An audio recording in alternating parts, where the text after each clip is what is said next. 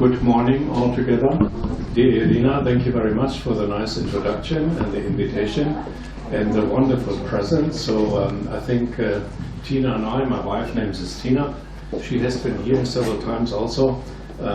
For the moment she's in Georgia because I came from Georgia, and she will appreciate this, and I'm very glad to be back. It's another room, not the room because it's renovated, I heard, so we are here. Юлия. Can I just translate? Oh, yes, Доброе утро, уважаемые коллеги. Большое спасибо за представление и приглашение. У меня здесь его жена Тина, она сейчас в Грузии, не могла приехать. Майкл говорит, что это новая аудитория, он здесь не был, но очень рад быть повторно в Москве.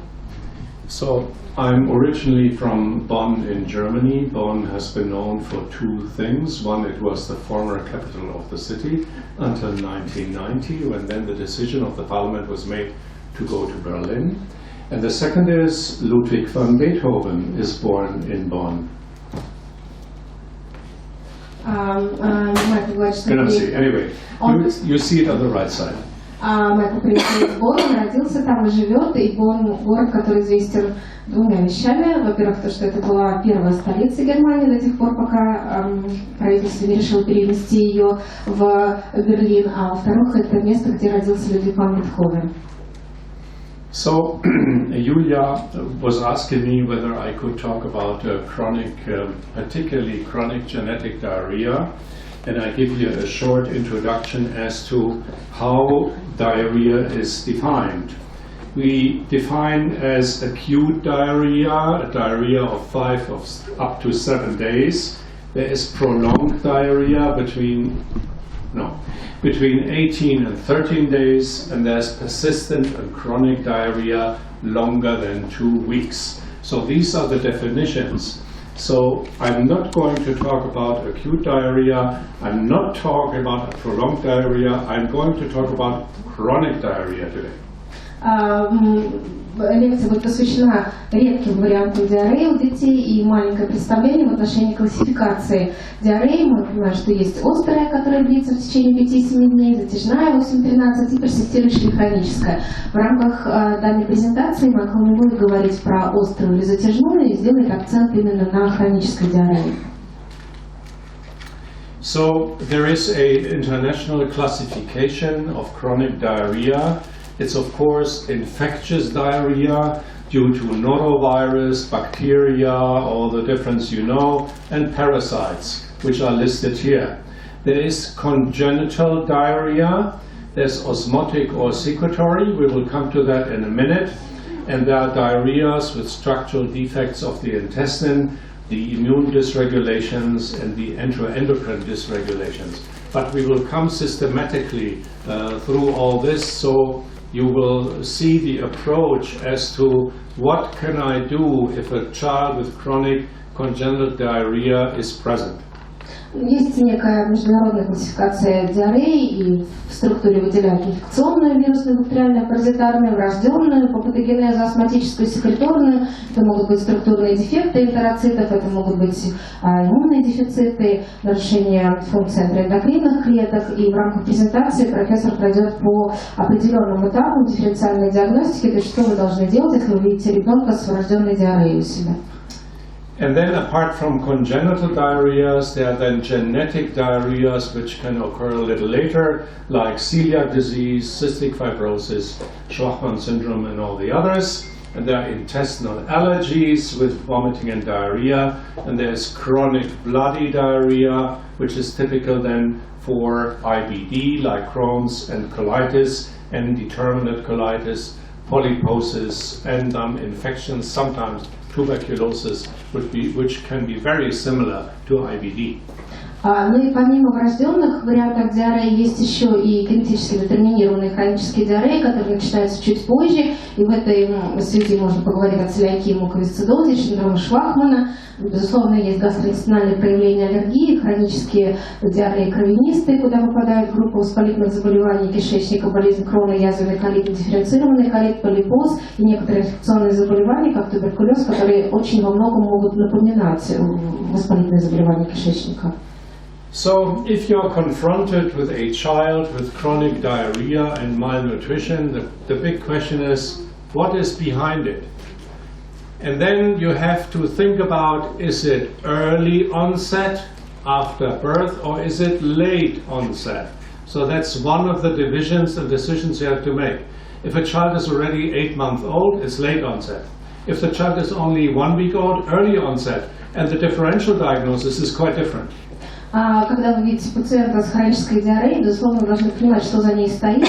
И первым этапом, который необходимо провести, необходимо определить, каково же все-таки начало этого заболевания. Это позднее начало или это раннее начало? Если это ребенок уже в возрасте 8 месяцев, это позднее начало диареи. Если это 1 неделя жизни, это раннее начало. От того, как вы поймете вот эту разницу, зависит дальнейший этап дифференциальной диагностики. So, we will start with a typical case of congenital diarrhea. You see here a girl, and she had already watery diarrhea immediately after birth when she was fed breast milk. And if you would not give any feeding, she would not have diarrhea. When you change to another formula, let's say a carbohydrate-free formula, normal stools. When you add breast milk again, she again had watery diarrhea. So the question to you would be now, from this starting point, what do you think this type of diarrhea is about? What do you think is... Профессор демонстрирует клинический случай. Это девочка с врожденной диареей, которая началась сразу после рождения, с первого начала кормления. Это водянистая диарея на фоне грудного вскармливания. Диарея прекращается тогда, когда ребенка прекращают кормить, или если меняется определенным образом питание, например, ребенок переводится на смесь, не содержащую углеводов, но если потом назад возвращается грудное молоко, диарея заново рецидивирует. Вопрос к аудитории: что вы считаете причиной данного Yes. What will you do now? You mean it's lactase deficiency? Lactase deficiency is if you talk about congenital one, right? In lactase deficiency we have 2 types. One is congenital deficiency of the enzyme lactase, which would hydrolyze lactose to glucose and galactose. But congenital lactase deficiency almost only occurs in Finland. I'm sure in Russia it has never been published. In Germany, where I'm coming from, we had 1 case of congenital lactase deficiency in 70 years. Only 1. So lactase deficiency, yes, but here, no. В отношении лактазной недостаточности, да, такое может быть, но в основном врожденная лактазная недостаточность встречается в Финляндии. В Германии за 70 лет работы он видел только 1 пациента в клинике, который была диагностирована врожденная лактазная недостаточность. Так что в целом клиническая картина, да, действительно похожа, но в концепции данного случая это не так было. So, any other suggestion? Другие предложения. Please. Intestinal allergy. Intestinal allergy. Intestinal allergy would produce in a newborn something which is particularly typical and common. It's allergic colitis. And typically breastfeed infants have sometimes blood and stool. So they would have blood and stool, but no diarrhea. В отношении пищевой аллергии профессор говорит о том, что да, у ребенка на грудном вскармливании мы имеем право это рассматривать, но все-таки часто мы будем иметь дело с аллергическим колитом, проктоколитом, будем видеть какие-то патологические примеси в стуле, например, кровь, но в данном случае это водянистая диарея, этого не было. So if you have a breastfed baby and the baby has blood and stool, you ask the mother about their nutrition, and usually they consume lots of milk, eggs or something. You eliminate eggs, milk, whatever, and then no blood and stool. But this will not produce watery diarrhea. That's different. Действительно стандартная ситуация, когда речь идет об аллергическом процессе, вы спрашиваете, что ест мама, и чаще всего она скажет, что в ее рационе присутствует достаточное количество молочных продуктов, вы просите их убрать, и вы убираете патологические примеси в стуле. Но это не такая водянистая диарея, о котором описано в данном случае. Any other suggestions from you? No. Yes. АГС. The doctor is asking if it is malabsorption in this case. Yes, malabsorption would mean it's, let's say, it's a description as to the intestine cannot absorb something, which is not a diagnosis. It's only a description. But you're absolutely right. There is a malabsorption. The question is which one? Yes. Very good. Да, действительно, в этой ситуации мы имеем право говорить о синдроме малабсорбции. Единственное, что это синдромальный диагноз, он не конкретизирует проблему. Но это, да, действительно так. Майкл спросил, о чем можно говорить, и здесь речь идет о малабсорбции глюкозы. So the systematic of this case is if a patient has watery diarrhea and you stop feeding and the diarrhea stops, it must be something in the food, right? So allergy in the newborn period against proteins of mother, we don't have. So the rest is then sugar. Which sugar do we have? It's lactose and about 1.5% of oligosaccharides. But the lactose, we already discussed, congenital no, so it must be the split product, and that's glucose and galactose. And there's a congenital disorder, which is glucose-galactose malabsorption. So the type of diarrhea this little baby has is osmotic diarrhea. Because of the malabsorbed sugar, as she said, will go into the colon, and then it will take water because the glucose needs to be solubilized in fluid, and that will induce osmotic diarrhea. So this is one type of congenital diarrhea, which is osmotic diarrhea. Маленькое резюме по этому случаю. Очень важным моментом является, что диарея прекращается тогда, когда ребенка прекращают кормить. Соответственно, речь идет о том, что эта диарея провоцирует что-то, что попадает с пищей к ребенку. Мы уже решили, что, скорее всего, это не белок в составе грудного молока, потому что не классические проявления аллергии. Соответственно, у нас остаются сахара. Мы поговорили про лактозу, которая является основным углеводом грудного молока, но это довольно-таки редко. Соответственно, поскольку все равно клиническая картина очень характерная, речь идет о каких-то продуктах, которые уже расщепились. И это может быть глюкоза, потому что она, попадая в кишечник, будет тянуть на себя, требовать разведения, будет удерживать жидкость. И это вариант астматической диареи, которая вот как раз стартует с того момента, как ребенка начинает кормить. Здесь речь идет про малабсорбцию глюкозы-галактозы, и это один из вариантов врожденной диареи, который профессор хотел обсудить. So in typical osmotic diarrhea, as I told you before, if you don't give the feeding whatever is responsible for it, and the feeding stops, osmotic diarrhea, and there are not so many. These are the classical osmotic diarrheas you can have. It's glucose-galactose malabsorption, like in this child. Could be sucrase isomaltase deficiency, maltase glucoamylase, but there's only one case published in the world. And then there is the other type of lactose intolerance, which is later in life, usually after the 5th or 7th year of life. Then lactase goes down by a mutation, which now you can determine, and then people will not support lactose-containing food anymore. And this affects about 2/3 of the world population. So the so-called lactase persisters, like you and me, we are the genetic variant. The majority of the world population has lactose intolerance, but later in life, not in the newborn period. So you will never have osmotic diarrhea to so-called adult hypolactasia, because your lactase is high at birth and goes down later, which is after the 5th, 7th years of life. And then there is fructose malabsorption. Fructose malabsorption is typical in infant and children consuming lots of fruit juices or fruits and have diarrhea. Fructose is absorbed by a transporter. Fructose, it's GLUT5 transporter, And the abundance of this transporter is different in the population when you are born. There are people like me, I cannot eat 1 kilogram of cherries at once.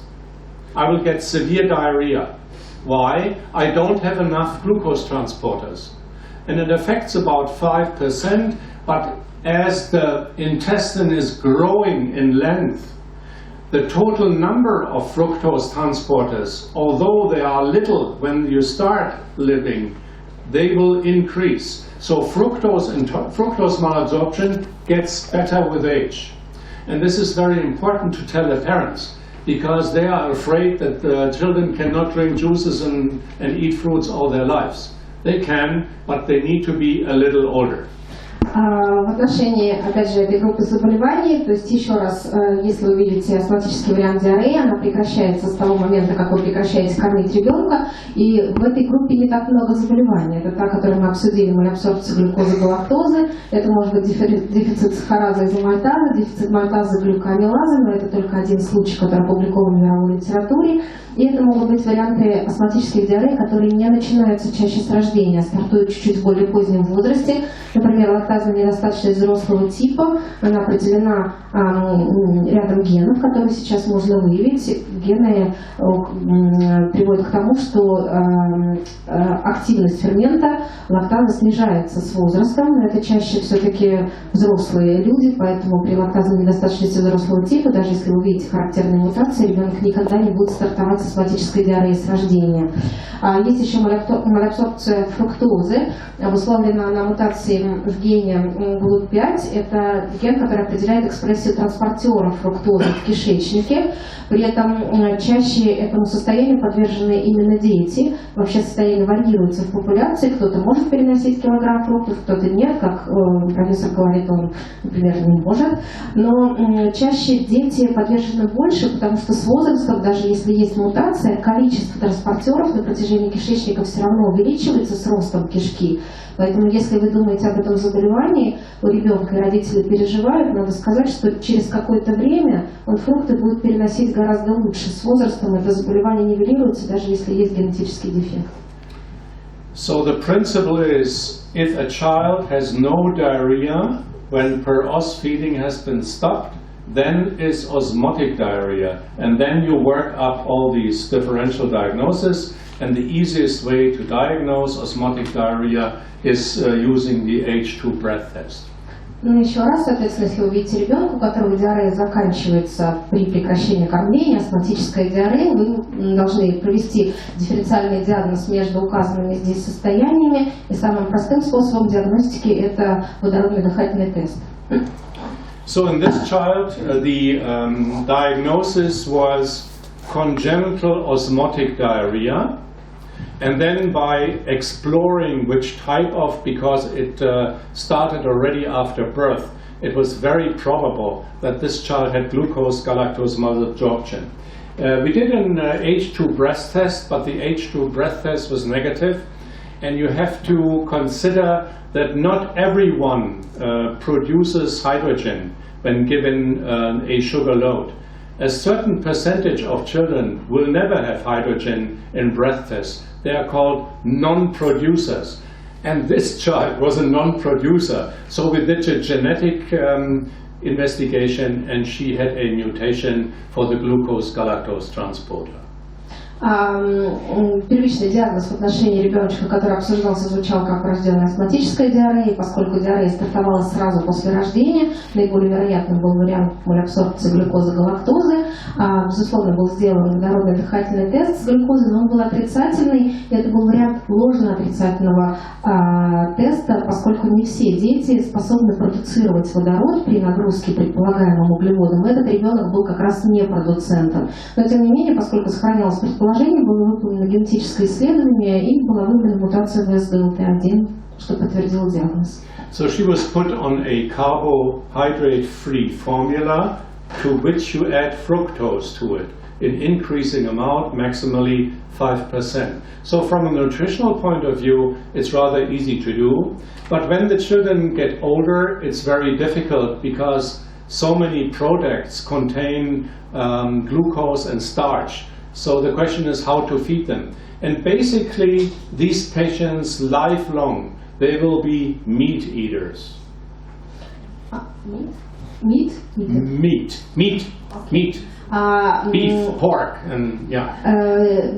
В этой ситуации ребенок был переведен на вскармливание лечебной смеси, которая не содержала классических углеводов. В этой смеси добавляется фруктоза как углеводный компонент. Естественно, состояние его быстро нормализовалось. В детстве это все просто, ситуация осложняется с возрастом ребенка, потому что очень многие продукты, которые он будет есть в дальнейшем, они содержат глюкозу или крахмал, и так или иначе это будет провоцировать диарею, поэтому профессор говорит, что эти дети мясоеды в последующем, то есть едят то, что безопасно. So this transporter is a classical sodium-dependent glucose transporter. You all know the glucose transporter because this is the principle as to how to hydrate a child when the child has acute gastroenteritis. Then we give glucose and salt-containing solutions, the so-called glucose electrolyte solutions. And what we use is the transport capacity of the glucose-sodium transporter in order to bring water into the body. Это как раз представлено свидетельство транспортеров глюкозы, работа этих белков зависима от натрия, и вы, соответственно, знаете прекрасно, каким образом проводится оральная регидратация пациентов с острым гастроэнтеритом, когда вы даете глюкозо-солевые растворы, как раз пытаясь использовать максимальную возможность реабсорбции воды и глюкозы с использованием этих транспортеров. The first child published many years in 1991 by Annie Wright was a German child, and she had a deletion of one of the amino acids in the glucose-galactose protein. Первый ребенок, у которого была описана малябсорбция глюкозы и галактозы, это был немецкий ребенок, публикация была довольно-таки давно, и у него при генетическом исследовании в гене SGLT1 была выявлена одна делеция аминокислоты, которая приводила к дефекту. The important question is, can these children survive? Do they have a good prognosis in life? And I show you here two siblings from Germany. Both have glucose-galactose malabsorption, a homozygous mutation. The boy was 18, the girl 16. He was even taller than me. They can live normally and they can lead a little, whatever, but they know exactly. But basically their main diet is meat. Вы, наверное, спросите, какой прогноз у этих пациентов и какие перспективы у них. На слайде представлены два пациента с малябсорбцией глюкозы и галактозы, которые хорошо себя чувствуют. Юноше здесь 18 лет, он выше профессора по росту. Они, конечно, могут есть немножечко тех продуктов, которые содержат глюкозу или крахмал, но они сами четко знают, сколько им можно. В основном это мясоеды, то есть мясо является основой рациона. So, as a pediatrician taking care of children like this, it's not so difficult. You have to stop oral feeding.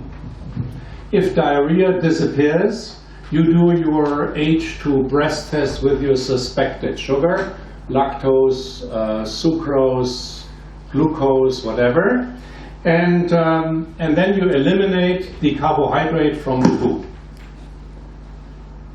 You can do, in addition, either enzymatically determinations or molecular genetics. Both ways are possible.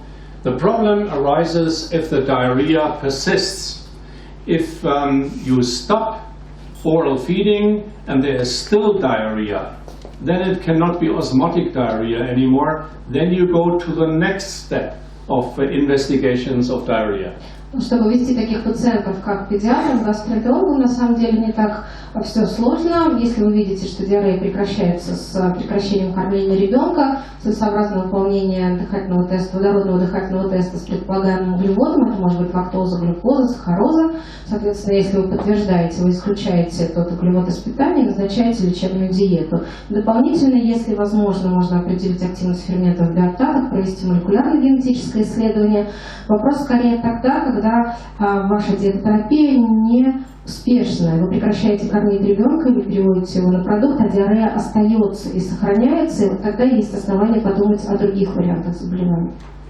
So then, The next step is to investigate for secretory diarrhea, because you know already if you give nothing by mouth and the diarrhea persists, cannot be osmotic. So it has to be something else. And the next step would be secretory diarrhea. Secretory diarrhea means secretion of either sodium or potassium congenitally by defects in the responsible transporter.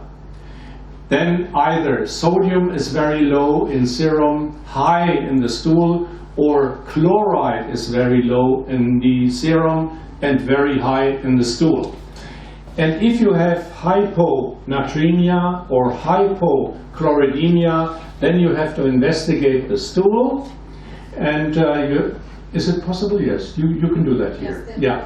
Then you have to measure sodium, potassium in stool, and then if the sum of if chloride in stool is higher than sodium plus potassium, then it's congenital chloride diarrhea. If the sodium is higher than the sum of chloride and potassium, then it's sodium congenital diarrhea. Соответственно, ситуация, когда вы прекращаете кормить ребенка, а диарея сохраняется, это уже не может быть астматическим вариантом. Вам необходимо провести дифференциальную диагностику в отношении состояний, которые сопровождаются секреторной диареей. Секреторная диарея она возникает тогда, когда имеет место избыточная секреция электролитов, чаще хлора, натрия или калия, за счет дефекта транспортера генетически детерминированного. И тогда вы будете видеть, например, снижение натрия в сыворотке и повышенную экскрецию натрия с калом, либо, например, снижение калия в сыворотке и повышенную экскрецию калия, хлора с калом. И для того, чтобы отдифференцировать, какой вариант диареи, врожденная хлоридная или врожденная натриевая, необходимо взять стул на анализ и посмотреть электролиты в стуле. И если вы видите, что концентрация хлора в стуле превышает суммарную концентрацию натрия и калия, речь идет более вероятно о врожденной хлордиарее. Если натрий превышает суммарную концентрацию хлора и калия, речь идет скорее о натриевой диарее. So the first one would be congenital chloride diarrhea. It's an autosomal recessive defect of the chloride transporter, which is located in the neighborhood of CFTR, interestingly enough, on chromosome 7. The symptoms of chloride and sodium diarrhea are very similar. Both have polyhydramnios. And polyhydramnios, I will show you in a moment, can be seen already during pregnancy by ultrasound. You see big fluid-filled loops of the small intestine. Врожденная хлордиарея, первое заболевание в этой группе, это дефект транспортера, расположен в непосредственной близости с геном CFTR, который отвечает за мукоисцидоз на 7-й хромосоме.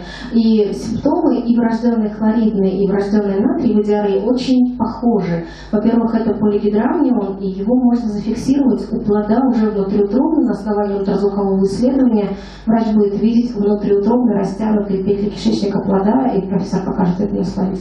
And these newborns have severe watery diarrhea with either hypochloremia or hypernatremia.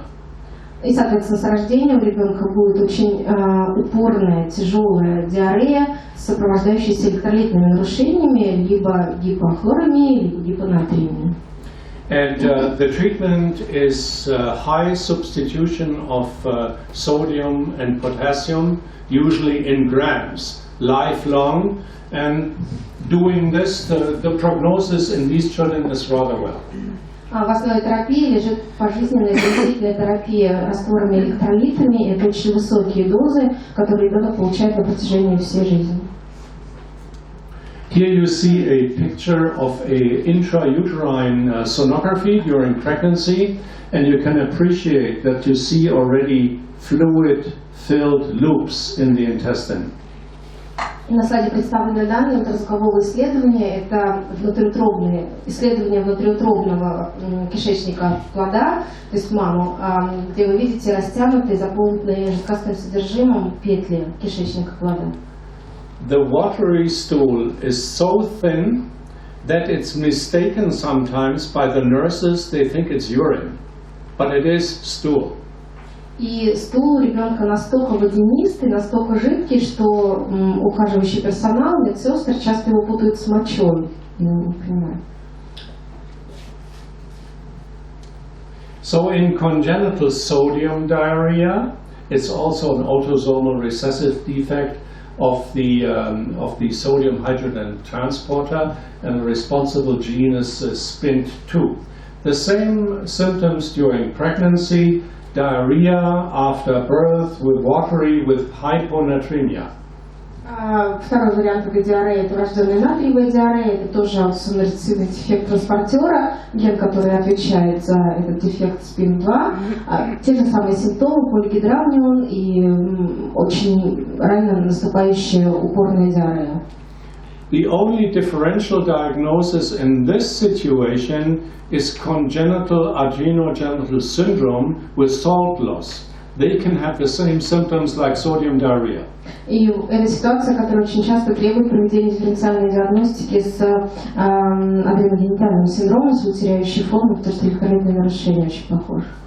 The prognosis is less well compared to chloride diarrhea, but depending on the type of mutation, sometimes it's okay, sometimes it's not. Прогноз у этих пациентов чуть хуже, чем при врожденной хлоридной диарее, зависит от того, какой вариант мутации у ребенка. The interesting thing about sodium diarrhea is the children look alike. If you look at their faces, they resemble to each other. It is combined with choanal atresia. And choanal atresia is easy to diagnose. So if you see a face like this, choanal atresia and watery diarrhea, then you know it might be congenital sodium diarrhea. Что интересно в отношении врожденной натриевой диареи, что эти детки очень часто похожи друг на друга, поэтому если вы видите, и у этих пациентов очень часто отмечается атрезия Хан, которая в принципе не так трудно диагностировать, поэтому если вы видите ребенка с похожими фенотипическими чертами и с атрезией Хан, обязательно нужно его обследовать на диарею. So we went now for two steps. First, investigation of osmotic. Second, investigation of secretory. And then there's a third group. If you don't find secretory diarrhea and diarrhea is still persisting, although you don't give anything by mouth, or you have excluded chloride and sodium, then the third class is, then there must be a structural defect of the mucosa. Then you need to do a biopsy. Соответственно, мы прошли с вами как бы два этапа диагностики. Первый этап – это исключение астматической диареи. Дальше, если нет не астматической, мы должны провести дифференциальный диагноз между вариантами секреторной диареи. И если мы видим, что диарея у ребенка не прекращается с кормлением, но при этом мы исключили врожденную хлоридную, врожденную натриевую диарею, это третья группа диарейных заболеваний, которые чаще связаны с структурными дефектами энтероцитов. So I show you here a little boy, a Turkish boy. He's already 2 years. He had chronic diarrhea since birth, combined with watery diarrhea, metabolic acidosis. His stool output was 1,500 milliliters per day, regardless as to what he has given by mouth. And he was completely dependent on total parenteral nutrition. На слайде представлен мальчик, турецкий мальчик, ему 2 года, у него хроническая диарея с первых дней жизни, которая ассоциирована с метаболическим ацидозом, объем стула более 1,5 литра, при этом не зависит от того, что ребенок получает перорально, и он имеет практически полностью зависимый от полного парентерального питания. So in this case, you have already excluded osmotic, secretory, then you have to investigate structural congenital defects. You need to do a biopsy. This we did that. Соответственно, у этого ребенка, безусловно, по этим же этапам диагностики была исключена астматическая, секреторная диарея, и для того, чтобы подтвердить заболевание, необходимо было проведение биопсии. And by light microscopy with PAS stain, you can appreciate that there are some intracellular PAS positive globules in the intestinal cells.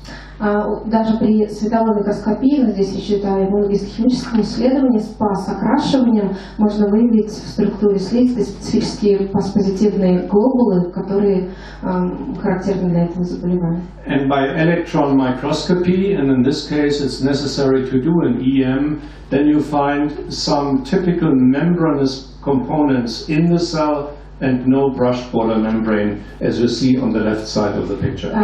И вот при электронной микроскопии тоже очень характерные изменения, когда вы видите отсутствие щеточной каймы на апикальной поверхности энтероцитов.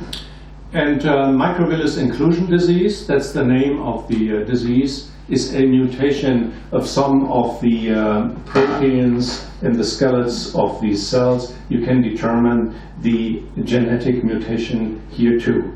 Ну, здесь речь идет о заболевании, которое называется синдром болезни включения микроворсинок, и вот так оно выглядит на микроскопии, но есть еще возможность молекулярно-генетического исследования и исследования мутаций.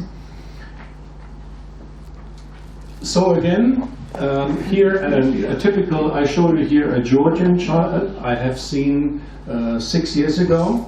When I saw this child, the child's weight was only 3,200 grams at the age of 1 year. So he never had gained weight. He was completely malnourished. He looks like perhaps like a 2-month-old baby. So even giving hydrolyzed amino acid formulas, whatever, he continued to have chronic diarrhea. His sweat test was negative, cystic fibrosis was excluded, but it's not the typical picture of cystic fibrosis anyway. But he had also recurrent acidosis. So this is another example where cannot be osmotic. Secretory had been excluded, must be structural. So therefore, structure needed to be investigated. Это грузинский мальчик, которого профессор видел несколько лет назад. В возрасте 1 года вес у него был 3200. Он за свою жизнь ни разу не прибавил в весе и выглядел на фотографии как двухмесячный ребенок с очень тяжелой степенью белково-энергетической недостаточности. У него также отмечалась диарея с рождением, также были исключены астматические и секреторные варианты. Диарея сопровождалась метаболическим ацидозом, и это второй вариант, когда необходимо проведение биопсии для верификации диагноза. And the histology shows some typical pattern. On the right upper quadrant, you see there are cell layers more than just epithelial cells. They're called tufts, and therefore this disease is called tufting enteropathy. It was published by the French in the early 80s, and we know this now very well, and there's also a molecular genetic investigation possible apart from the typical histology picture. Это другой вариант структурных дефектов энтероцитов. Если вы смотрите на правую верхнюю картинку, то вы видите, что поверх эпителиальных клеток есть некие скопления, пучки клеточек. И здесь речь идет о таком заболевании, как врожденная пучковая атрофия, врожденная пучковая энтеропатия. Тоже заболевание было описано, опубликованы случаи, есть варианты молекулярно-генетического исследования. And the mutation they have is either in the EpCAM gene or in the SPINT2 gene. И мутация при этом заболевании может быть либо в ЭПКАМ-гене, либо в SPIN2. 6 years ago, we were not able in Georgia to help this child. So I decided and give the mother, you have to go abroad. And I sent this patient to Berlin, and my colleague in Berlin at the Charité, they put him on parental nutrition, and you see the same child 5 years later on the right. So the interesting thing about this structural mutation, apart from microvillus inclusion disease, which has a bad prognosis, and some of these children need intestinal transplantation, the so-called tufting enteropathy children, they, with age, get better. Вот этому ребеночку тогда, 6 лет назад в Грузии, невозможно было помочь, поэтому профессор посоветовал обратиться в Европу, в Германию, в клинику Шарите, где его коллеги помогли наладить парентеральное питание, и вы видите вот мальчика через 5 лет. Интересно, что при врожденной пучковой энтеропатии прогноз пациентов лучше, чем при синдроме включения микроморсин, тогда, когда скорее требуется трансплантация кишечника, то вот при пучковой энтеропатии с возрастом у этих детей возможность интернального питания улучшается. I worked for 10 years in Switzerland between 1980 and 1990. In early 1980s, we had a child in the hospital in Bern which was similar to this boy. No matter what we did to this girl, we couldn't help that girl. And we didn't do the diagnosis because the disease was not described as yet. So I lost somehow what happened to this little girl, and last year I got an email from a former colleague of me who is now working in Ticino, and he asked me, do you remember this girl? She had an Italian name. I wrote back, of course I do remember this girl, because no matter what we did, we couldn't help her. And he sent me a picture of this girl. Майкл говорит, что он в своей практике 10 лет проработал в Швейцарии, и тогда, в 80-е годы, у них была пациентка, маленькая девочка, очень похожая на этого мальчика, что бы они с ней не делали, они не могли остановить диарею и ей помочь. Он очень хорошо ее запомнил, потому что не знал, что с ней делать. Заболевание на тот момент не было описано, и они не знали, что было. И вот буквально недавно его коллега оттуда ему написал на почту и спросил, ты помнишь этого ребенка, вот, которому, конечно, помню, прислал ей фотографию вот этой девочки. So she also had tufting neuropathy, but the diagnosis was done much later. So we somehow missed it, which I think it's bad. Would we have looked properly at the histology, we might have discovered the disease a little earlier than the colleagues in France. But nevertheless, she is well now. She's more than 30 years old. She's probably 34. And she's thriving well, and look at this beautiful young woman. Как оказалось, у этой пациентки также была врожденная пучковая энтеропатия, и тогда мы этого не знали, потому что не было описано заболевание. Но, как оказалось, сейчас ей 30 с чем-то лет, 34, наверное, она себя хорошо чувствует. Майкл говорит, что он очень сожалеет, что, возможно, если бы тогда они более детально посмотрели биоптаты, скорее всего, они бы пришли к этому диагнозу.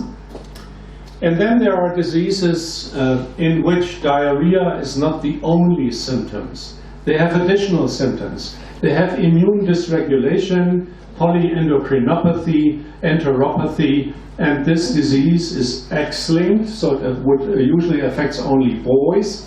And this is a deficiency on the FOXP3 gene, and it's called IPEX syndrome.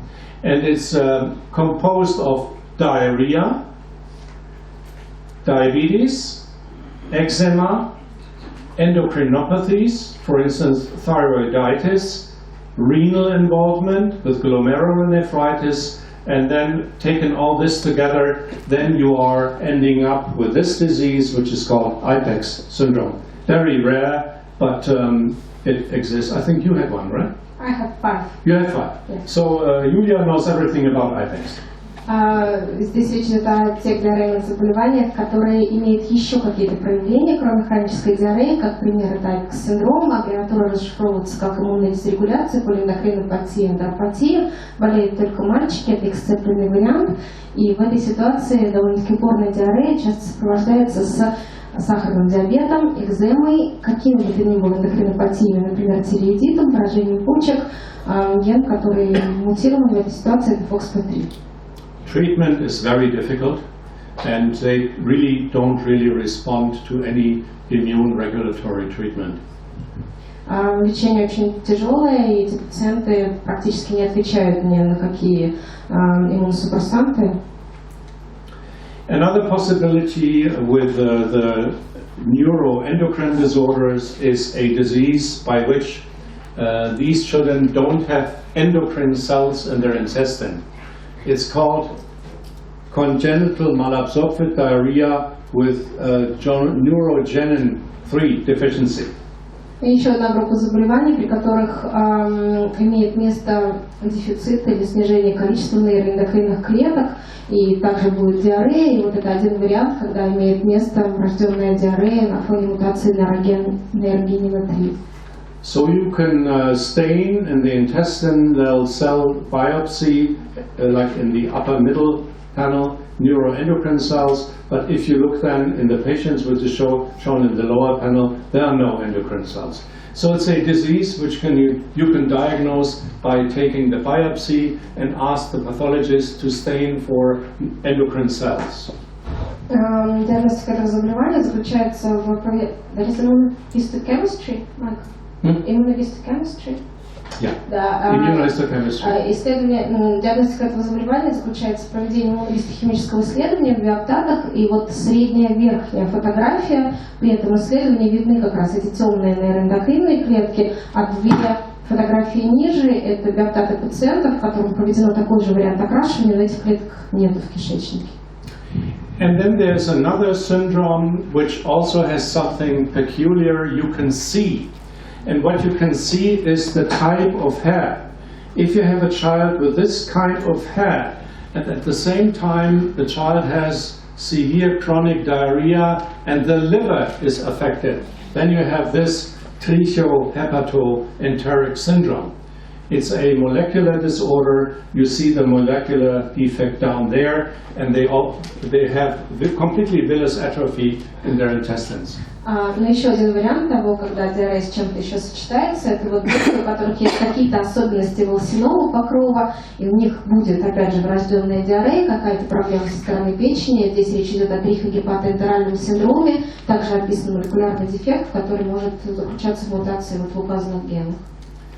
So, looking now at the investigations of the third type, the structural defects, we already had done osmotic, secretory, now structural. These are the differential diagnoses. There are not so many. Ну и опять же это третий этап дифференциальной диагностики. Еще раз мы поговорили про астматические секреторные диареи, подошли к диарее на фоне структурных дефектов энтероцитов, и на слайде представлены те диагностические критерии, которые вы можете учесть при диагностике диареи на фоне структурных дефектов. Apart from what we have discussed now is rather early onset, then we have some late onset diarrhea, one of which is acrodermatitis enteropathica. В предыдущих слайдах мы обсудили те диареи, которые классически стартуют очень рано. Но есть еще варианты хронических диарей, которые могут стартовать чуть позже, как вариант это энтеропатический акродерматит. You can make the diagnosis by looking clinically at the child, because they have severe desquamations on the anogenital regions around the mouth, like this, combined with severe diarrhea. In this situation, you have to think about zinc transporter deficiency or acrodermatitis, and then you can do the molecular diagnosis, and the treatment is very easy and successful. You have to give these children lots of zinc. При энтеропатическом акродерматите часто диагноз вы можете поставить прям сразу клинически, потому что у них есть очень характерные поражения кожи, выраженный дерматит, который чаще локализуется в аногенитальной области или пероральной, и это сопровождается тяжелой диареей. В этой ситуации вы можете думать о дефиците транспортеров цинка или о энтеропатическом акродерматите. Лечение этих детей очень простое, необходимы просто высокие дозы цинка. Here I show you something rare, a child with congenital diarrhea. The interesting thing about this child was, it is also a Turkish child, that the child could be fed some amount of feeding, even some amount of breast milk. But when the breast milk was then succeeding, when the child got older, more, let's say between birth and 2 or 3 months, when you start then 200, 300, 400, 500, and the child supported about 250, but 400, 500 was too much, and then the child got diarrhea. then there's a funny situation. And we thought there must be some malabsorption when the child has high doses of feeding. So we did a investigation of the short bowel by an upper barium swallow, and it turned out the child has a very small piece of small bowel. It's kind of a congenital small bowel malformation, because the length of the small bowel was only very short.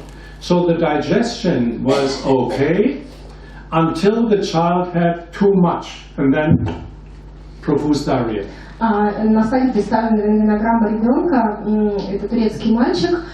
История была такая, что он, находясь на грудном вскармливании, переносил хорошо энтеральную нагрузку до определенного количества суточного грудного молока. То есть до тех пор, пока он получал, например, 200 мл, все было хорошо. Как только с возрастом, с взрослением объем кормления увеличивался, началась диарея. И на рентгенограмме с барием обратила внимание, что у него имеется место только очень короткий участок тонкой кишки. Это вариант синдрома врожденной короткой кишки. И, соответственно, здесь дозозависимый вариант малабсорбции. Чем больше он получает, тем вот этот участок не справляется со всасыванием. So this one had a congenital short bowel. It exists, rare, but it does.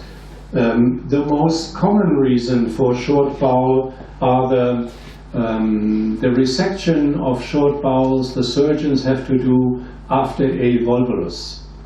Volvulus is an emergency situation in the child at any age and should be diagnosed immediately within hours and led to surgery. Otherwise, the surgeons have to resect almost everything. The other situation where it can occur is severe necrotizing enterocolitis. That's another possibility. In this child, and you see here two children at the same age. They're both 10 years old. The little one is the one with the short bowel, and this is a normal 10-year-old girl. На предыдущем слайде была представлена ситуация врожденной короткой кишки. Это очень редко, но тем не менее бывает. Самая частая история по поводу другого варианта короткой кишки – это последствия оперативных лечений, которые выполняются у детей раннего возраста. Во-первых, это может быть последствия инвагинации. Профессор говорит о том, что инвагинация – это всегда экстренная ситуация, она должна быть диагностирована и расправлена как можно скорее, иначе хирургу приходится резицировать довольно-таки большой участок. Ну и вторая ситуация – это те детки, которые оперированы в период новорожденности по поводу некротизирующего энтероколита. There are several steps you can help these children. Before they usually get operated, they get TPN and then TPN at home. But mother was not able to provide this care for this child at home because she was intellectually not able to do it. And then we did a Bianchi procedure. This was in the 80s. Bianchi procedure means you separate the part of intestine double and make two little sausages and put them after each other, named by the English surgeon Bianchi. Was done in the child, but you see that didn't help much. Yes. То, чем можно помочь этим пациентам, это организовать им парентеральное питание, частичное парентеральное питание. Вот этого маленького ребеночку это было рекомендовано, однако мама не смогла это осуществить дома корректно ввиду определенных условий. Что сделали еще? Они сделали некие операции по Бианке. Смысл в том, что замыкается как бы петля тонкой кишки, и получается, что более длительно сохраняется, да, интеральное питание в кишечнике. Но на этом фоне все равно не удалось помочь, и вот это не было эффективно. I saw the boy 9 years later, and you see he grew another 50 centimeters, but he is not normal height for a man, 150, and very thin, and so they grow, but it's very difficult to bring them to normal height and weight. Today we have different possibilities, the so-called STEP procedure to be done in short bowel, together with some drugs, which is glucagon peptide number 2. Is it available in Russia? In our clinic we do this. It's a peptide which helps the remaining intestine to grow. It is very expensive, thousands of dollars, but it helps. So nowadays we have little more and better possibilities to treat short bowel than this time. But short bowel is still a big problem. Профессор видел этого мальчика через 9 лет. Как вы видите, он вырос на 50 сантиметров, но все равно оставался еще к этому моменту ниже, чем рост, который он мог иметь. В настоящее время есть разные варианты введения таких пациентов. В частности, иногда может быть использована медикаментозная терапия. Это введение определенных пептидов, которые позволяют стимулировать рост кишечника. Насколько я знаю, в Морозовской начали пробовать это делать сейчас. Но это очень дорогое мероприятие. Okay. Now, some more cases. This is a 1.5-year-old Georgian boy. When he came, he had a diarrhea started about at the age of about 10 months because he was breastfed for a long time.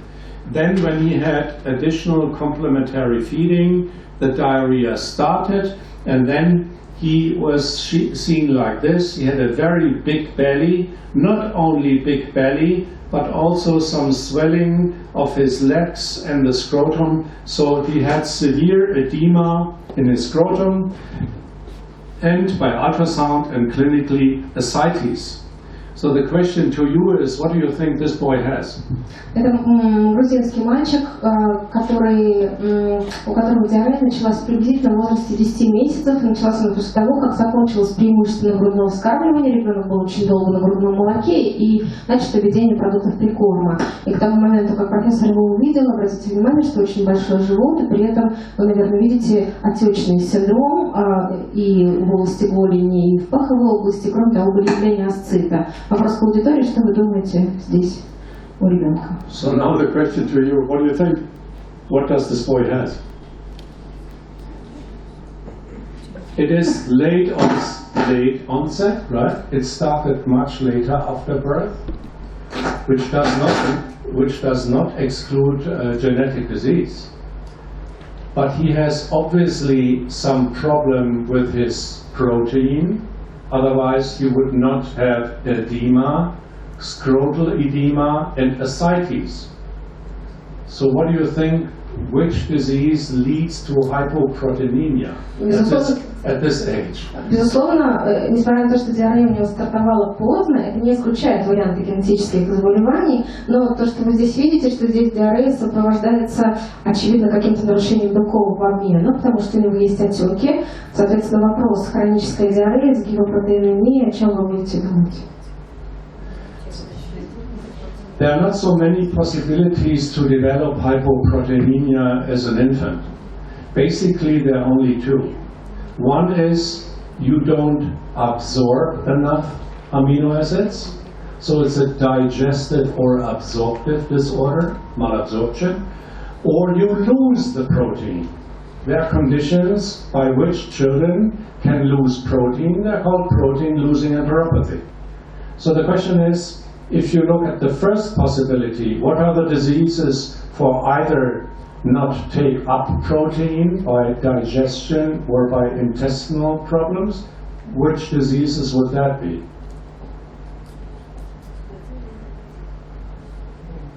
Protein-losing enteropathy. Sorry? Speaking about protein-losing enteropathy. Yeah, could be protein-losing, but I'm going on the malabsorption side first.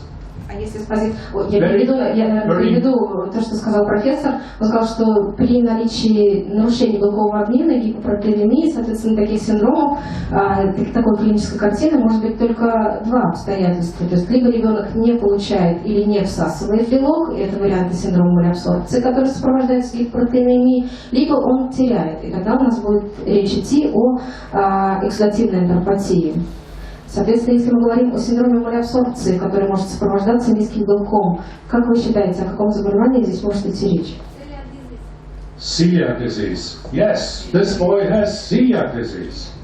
The hyperproteinemia is usually not so big as in this child, but the purpose is, I showed you, because the child was breastfed for a long time, and then complementary food, and then malabsorption started because the villus atrophy started. So he was put on a gluten-free diet, everything was fine. Да, действительно, здесь речь идет о целиакии. Что хочется отметить, что при целиакии не всегда отмечается такая тяжелая гипопротеинемия и такой выраженный отечный синдром, но тем не менее это демонстрация как раз того, когда белок не усваивается по каким-то причинам. У ребенка была диарея, и она очень характерна. Диарея началась с момента введения продуктов прикорма после завершения основного периода грудного вскармливания. Он был переведен на безглютеновую диету и чувствует себя хорошо. So this 3-year-old boy presented with this huge abdomen. He has always between 3 and 5 stools per day. He's a very hungry boy. He eats all the time. He eats more like his older brother. So what do you think this is? Это мальчик 3-летний с большим животом, у него частота дефекации 3-5 раз в день. Это постоянно голодный ребенок, который ест больше, чем его старший брат. Как вы думаете, чем он болеет? The same? The doctors speak about the same, also celiac? You think it's celiac? Could be celiac, yes. That's the differential diagnosis. His TTG antibodies are normal and IgG in serum. Было проведено серологическое обследование, тканевой трансглутаминазе нормальный, вообще глобулина нормальный. The question is, are celiac children very hungry? No, they don't want to eat. This disease, they are very hungry. They're eating all the time to compensate for their malabsorption. And this is diabetes? No. Can I just translate? Профессор говорит, что здесь ключевым вопросом в его рассказе был в том, что этот ребенок постоянно голодный. Он говорит, что при целиакии все-таки, когда такая клиника, они уже не очень хотят есть, а этот ребенок постоянно ест, чтобы компенсировать проблему. Yes? I didn't understand. Еще раз. Глюкозной недостаточности, я говорю про Glycogenosis? Glycogenosis? Glycogenosis at this age, you would find a big liver. I forgot to tell you, his liver was not enlarged. And glycogenosis, they usually have hypoglycemia. У этого ребенка нет гипогликемии, увеличения печени. And the severe hepatopathy with glycogenosis is glycogenosis type 3. They have severe hepatopathy, high transaminase, everything. This boy doesn't. And the liver is not enlarged. При третьем типе гликогеноза у этих пациентов часто имеет место изменение биохимического анализа крови, повышение трансаминазы, у этого ребенка было все хорошо. Возможно, в отличие от случая с короткой тонкой кишкой, в этом случае у него очень длинная. Maybe it is just the case of very long intestine. No. This is not known in human medicine to have this belly with long intestines. No. В литературе не описаны такие случаи по поводу длинных кишечников. I asked the mother, does the child have usual common episodes of bronchitis? And she says, sometimes a little. Майкл говорит, что он спросил у мамы, как в отношении респираторных заболеваний, болеет ли ребенок бронхитами. Он сказал, что да, периодически болеет. Yes, thank you. Cystic fibrosis. That's the other differential diagnosis of big bellies. The interesting thing about cystic fibrosis is that in some countries they don't have the classical delta F508. How is it in Russia? Sorry? Which mutations do you have in cystic fibrosis, more common? Delta F508. You have 508. Yes. In Georgia, and this is a Georgian boy, there is no delta F508. They have different mutation. And different mutation means different symptoms. And this boy has a mutation without lung disease. Профессор говорит о том, что, может быть, вас удивит эта ситуация с мукоисцидозом, но в разных странах есть различные генетические особенности этого заболевания. В России, может быть, я ошибаюсь, но у нас все-таки ДТ-508 мутация основная, а в Грузии, например, это далеко не основная мутация, а другая, и при другой мутации будет другая клиническая картина. У этого ребенка отсутствуют легочные проблемы, то есть в основном это заключается в поражении кишечника, в синдроме абсорбции. So, of course, the sweat test was pathological and mutation was then done, and the mutation showed something was typical for Georgia, but probably not in other parts of the world. So you do your sweat test. That's the easiest. Была проведена потовая проба, генетическое исследование, подтверждено. And cystic fibrosis is characterized by steatorrhea. But there are other diseases with steatorrhea listed here. It's Schwachman-Diamond syndrome, congenital lymphangiectasia, and abetalipoproteinemia. Для муковисцидоза характерно наличие стеатореи. Есть еще заболевания, которые сопровождаются также стеатореей, они представлены на слайде: синдром Швахмана-Даймонда, абеталипротеинемия и эксудативная энтеропатия. Wait a minute. Where am I here? Врожденная лимфангиектазия, прошу прощения. So I already mentioned protein-losing enteropathy. So these are the diseases with protein loss.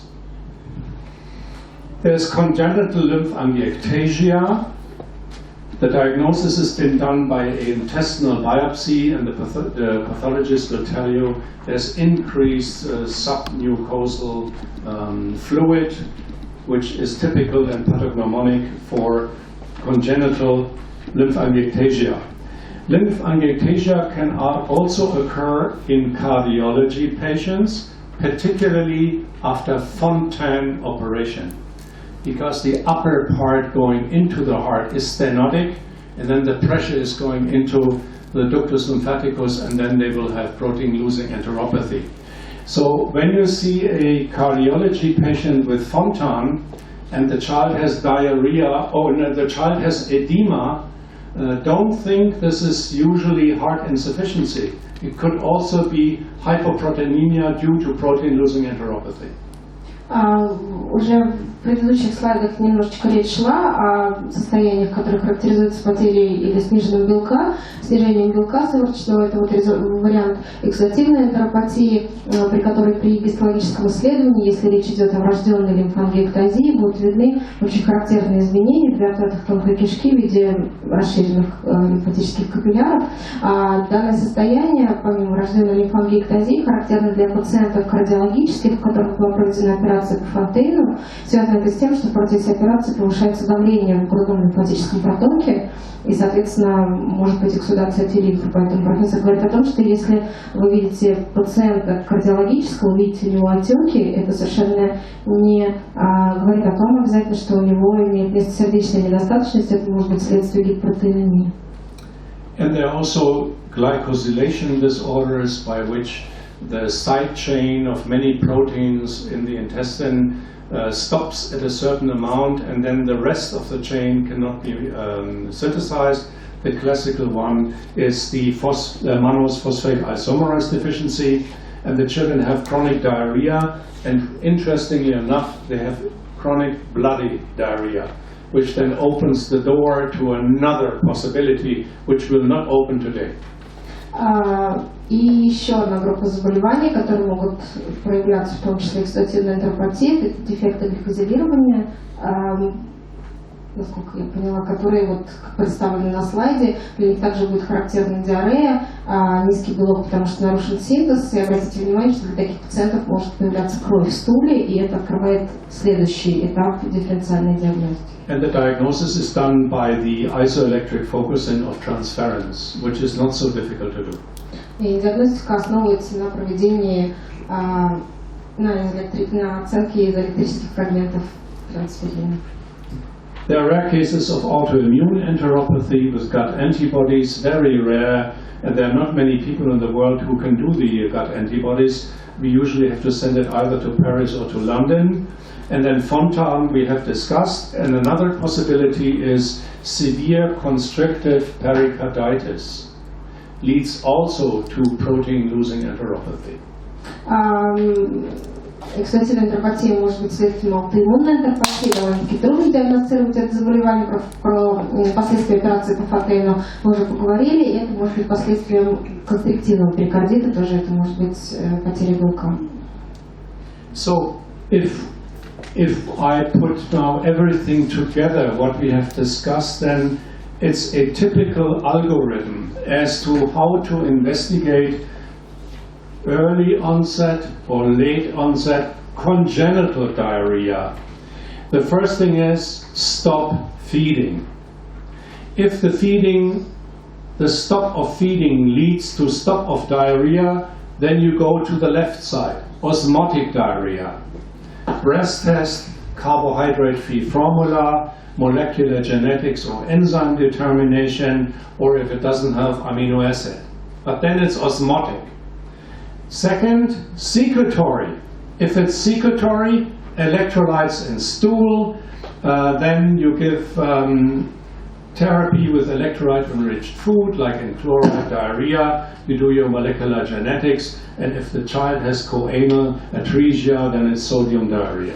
Ну и на данном слайде представлено такое маленькое резюме по всем тем вопросам, которые сейчас были обсуждены. Еще разочек. Первое, что вы должны сделать в виде ребенка с врожденной хронической диареей, необходимо прекратить кормление. Если мы удовлетворяем критериям астматической диареи, значит, так как представлено на слайде, вы можете сделать водородный дыхательный тест, выявить причинный углевод, перевести ребенка на смесь без этого углевода. Можно дополнить генетическим обследованием определения активности ферментов. Если не отвечает на вскармливание смеси без определенных углеводов, можно перевести на аминокислотную смесь.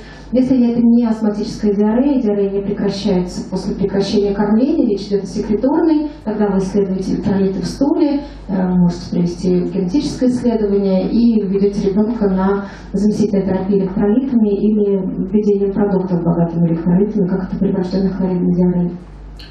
And if you go then to the third category, it's not osmotic, not secretory, then it's a mixed, then it's a structural defect, then you have to investigate all the structural defect diseases I have shown you with the typical diagnostic steps. Ну и, наконец, если это не астматическая, не секреторная, вы идете к левой части данной диаграммы, уже проводите дифференциальную диагностику по тем этапам, которые обсуждались и которые представлены. So this concludes my presentation, and I show you a nice picture of the fall in the Caucasus with these splendid pictures of. But I'm sure you do have the same in Russia as well. Thank you very much.